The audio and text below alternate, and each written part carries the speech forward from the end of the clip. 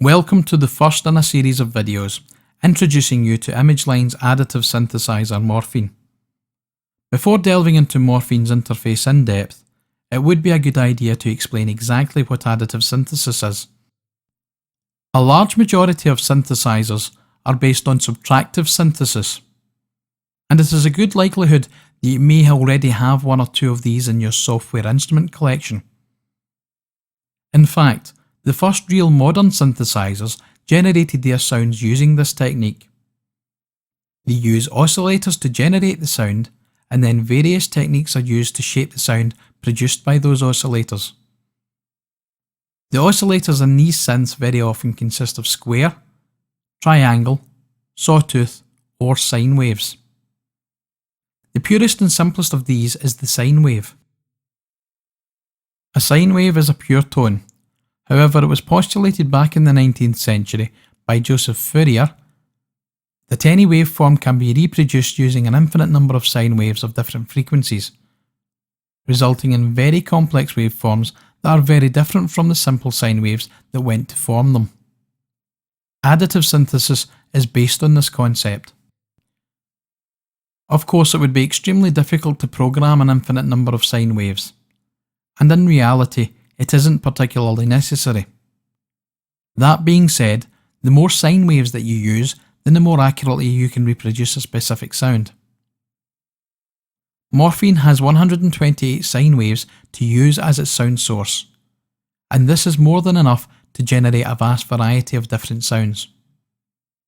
Remember, some of the early synthesizers were limited to a few waveforms, and Morphine can not only recreate those waveforms, but it can also create an almost limitless amount of totally different and unique waveforms by manipulating those 128 harmonics.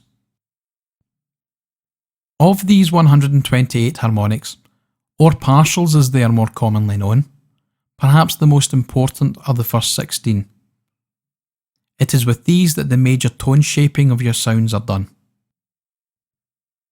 The range of 128 partials as a group is called a breakpoint.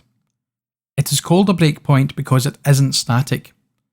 You can also adjust each of the partials individually over time by choosing to morph between two or more different breakpoints.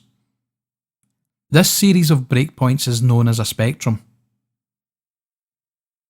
While you can create your own sounds from scratch using additive synthesis, it can be quite difficult to produce natural sounds in this way. In fact, additive synthesis has been characterised by the metallic and edgy sounds that it can produce, simply because creating metallic and edgy sounds is extremely easy to do.